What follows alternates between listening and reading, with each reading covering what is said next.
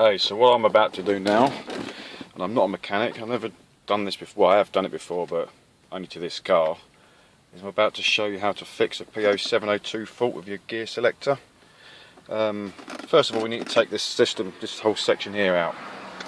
It's quite simple. There are two screws in here, there's one there, there's one in the middle. I've already taken all my screws out because I've had this in and out. So this comes out first, let's get rid of that. And you have got screws here, you've got 5 screws in here, actually isn't sitting right. You take your 5 screws out of there, 2 screws out of there, lift this out, you've got 2 screws there, and that is literally all that's holding this centre console in. What you need to do is get your gear selector in the middle, so you have to turn your ignition on and then back one, and that'll allow you to move these without the engine starting. To get these bits off here, it's a little trick you do, is I'm doing all this one-handed to actually show how easy this is. You put a cloth around it, you get some mold grips or any other grips that you might have, connect it on it. I'm only leaving it loose, I don't need to actually take it off. Then you just get a screwdriver and just pry that off, and this will just pop up. On this one here, the whole thing actually pops out. I just pulled it and I've got the whole stem out as well. So what we need to do now is we'll take this out.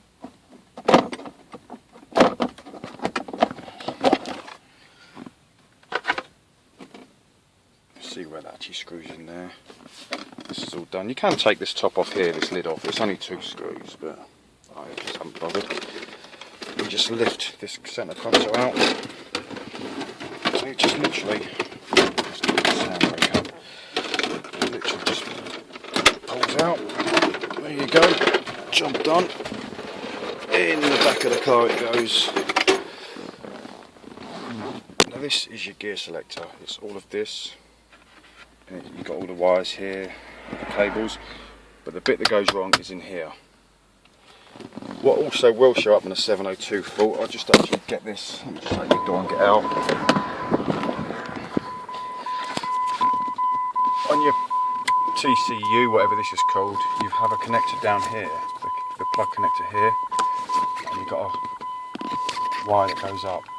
This runs into your gearbox, and you've got an electronic sensor in there that leaks. It's a common fault, and it will actually bring oil all the way up here into here. Now you probably see this is still a bit damp. I actually pulled all that out. You can pull this plastic housing off, and I sprayed it with contact cleaner. But that will show a 702 fault as well, but I would actually look at that when you do it. You might need to have your little thingy, your little plug sorted.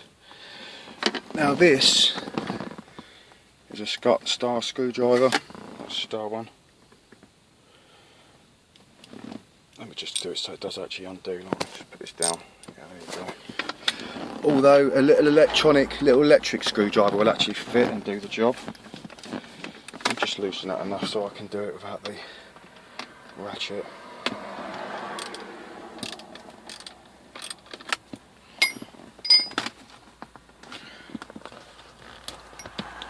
Pull that off. It might be a bit jumpy because it is all done literally one-handed.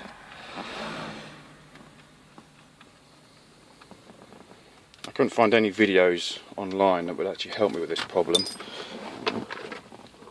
So a lot of it's been guesswork.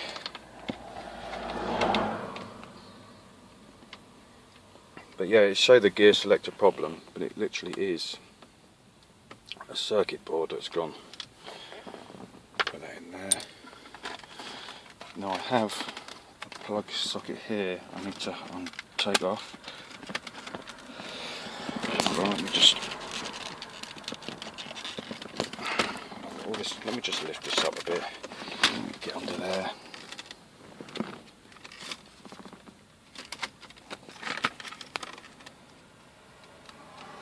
Push the button in. There you go. There's the plug that's on. Now this bit can all come off now. Ta-da!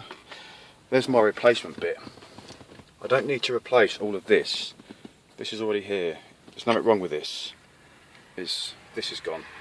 This is my new one. Well, it's reconned. I got it off eBay. Someone who calls himself Twin Flex USA.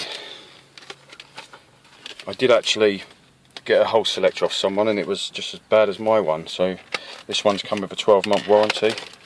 If I actually ping this open, this is the offending problem. This little PCB here.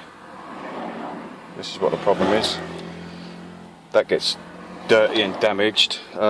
What you can actually see the stain in there where it's all gone bubbly. Underneath just as bad. What I did with mine is I actually took this off. There is another connection here to undo, but all that does is it works the lights. And I actually put pretty much most of a can of contact adhesives, contact cleaner on there. When I put it back on, it did actually cure the problem intermittently. So I'm going to put that down there. I don't need that for now. Now this has got to go back on. So I literally put this on there. Make sure the feet sit in.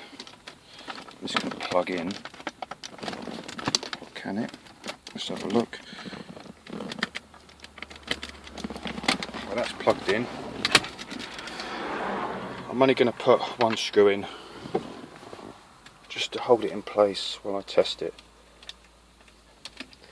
It's that quick to replace. I'm not going to put the centre console back on. What I'm going to do is I'm going to put this in park and that in. Now fingers crossed, I hope this has fixed it. Right, my lights are on, which is a good sign. Let's put it in drive. Yep, that's working. The only problem is my other one was intermittently going wrong. And when I put it in gear, I knew it'd go wrong because the whole car would jerk forward when I put it in forward or reverse. And even though it worked when I put it in drive, and I drove up the road, I could stop, and then when I went to drive on, it would just go back to not working again. It would just stick in gear. Luckily enough, I haven't had to take it to the garage to get the ECU remapped or reflashed or whatever. So I'm kind of hoping that's fixed the problem. Let me take it for a drive. I'll put it on pause quickly and I'll take it for a drive. So I don't want to drive with one hand because it's illegal, and I'll let you know when I've gone round the block.